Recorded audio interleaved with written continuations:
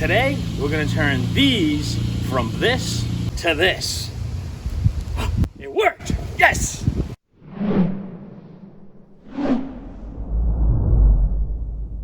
What's up, everyone? Welcome back to Simply Haney.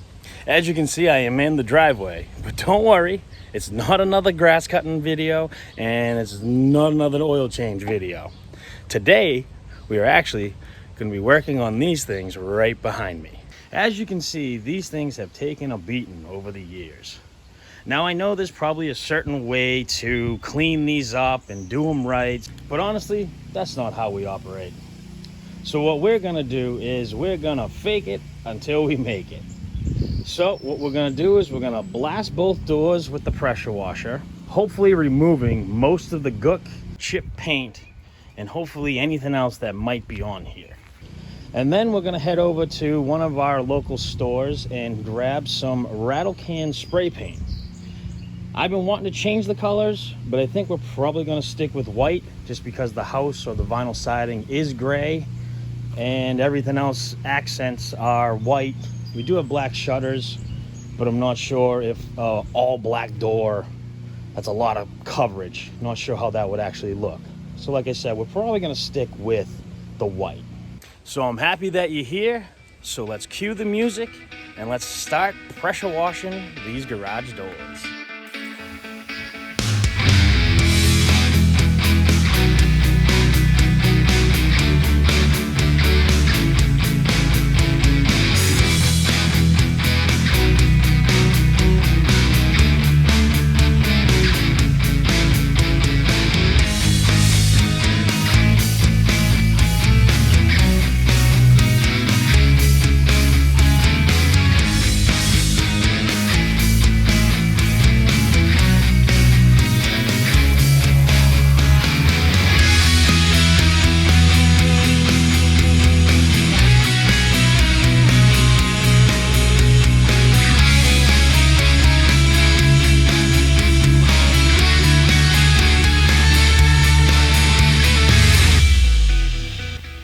As you guys can see, it looks like it's starting to make this look a little better. So here's the first two panels done.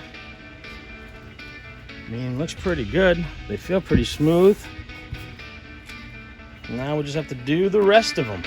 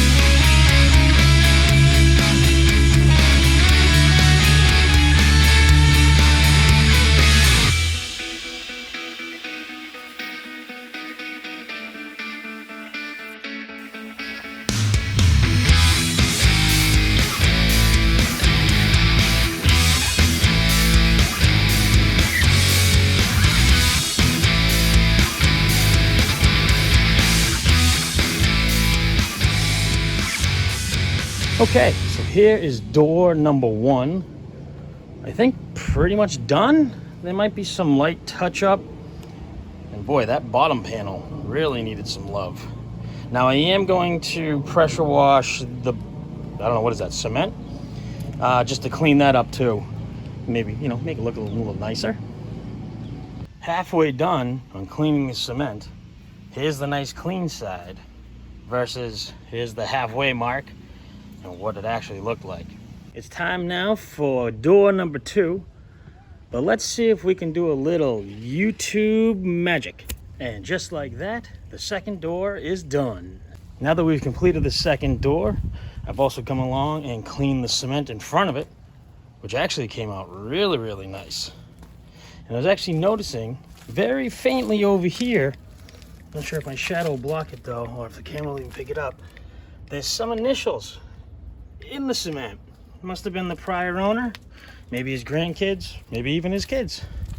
And where do you go when you need to go get all of your home-owned stuff? That's right, Home Depot. Walking into Home Depot, we find the paint section of every color we could ever imagine. I'm pretty sure we're gonna stick to a matte or a semi-gloss white. All right, looks like we found ours. Looks like it's gonna be the flat white 2 times. We have secured the paint. Now let's go back home and start spraying. All right, now that Haney is done power washing, it's time to spray paint. And in my craft dungeon, I found this little dew whacker so I can continuously spray.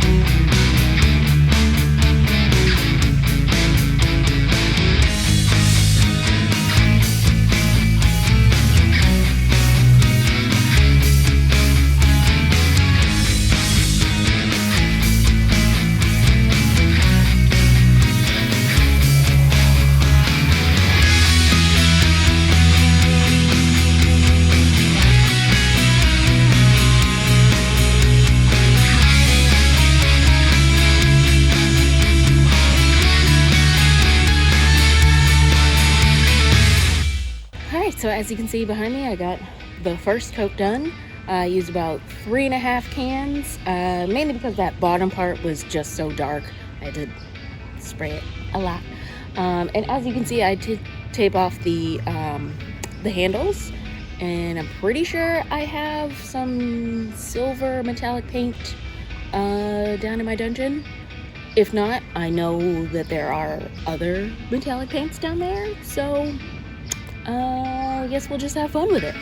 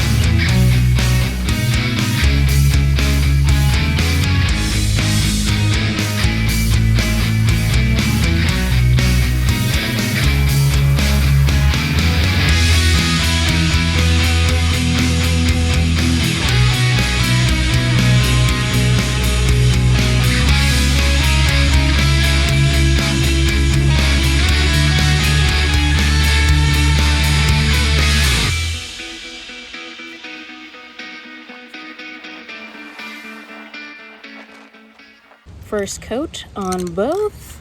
Let's go check it out. All right, so we have both doors with their first coat. I think it looks pretty good. Haney's freaking out because it's spotty, but it's just the first coat.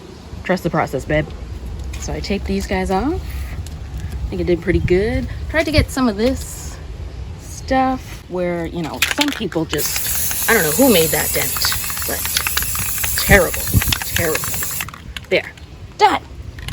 Now it's time for coat number 2.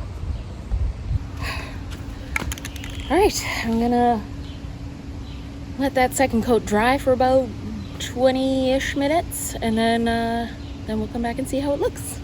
Okay, so I did find some metallic silver, but then Haney said I could go hog wild on the colors, so I did pick some of these colors. I like the blue one, but not the actual blue one.